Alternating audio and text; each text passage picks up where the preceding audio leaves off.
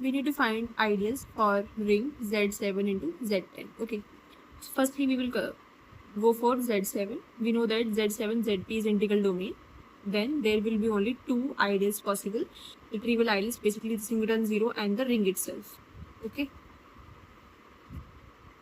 Next we have Z10, and Z10 we know that like how to find number of ideals. Number of ideals is nothing, this is the tau function, that is equals to tau of 2 into 5, that is equals to 1 plus 1 into 1 plus 1, that is equals to 4.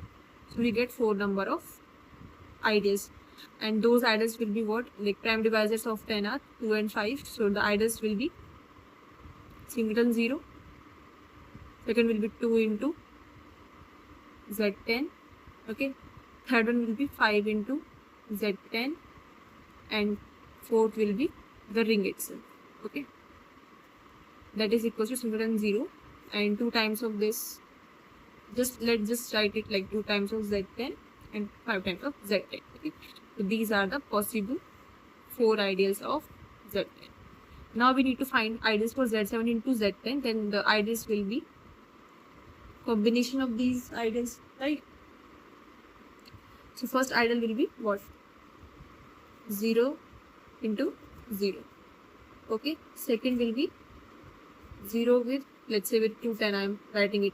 Okay, third one will be this 0 will be 5 into Z10, and fourth will be singleton 0 into Z10. Yes. Similarly, we can write the other ideals, which will be I5, I6, I7, I8.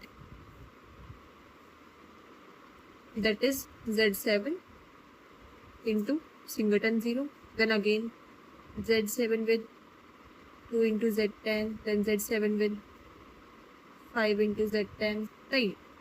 Z7 into Z10. So these are the possible 8 ideals for Z7 and Z10. Okay.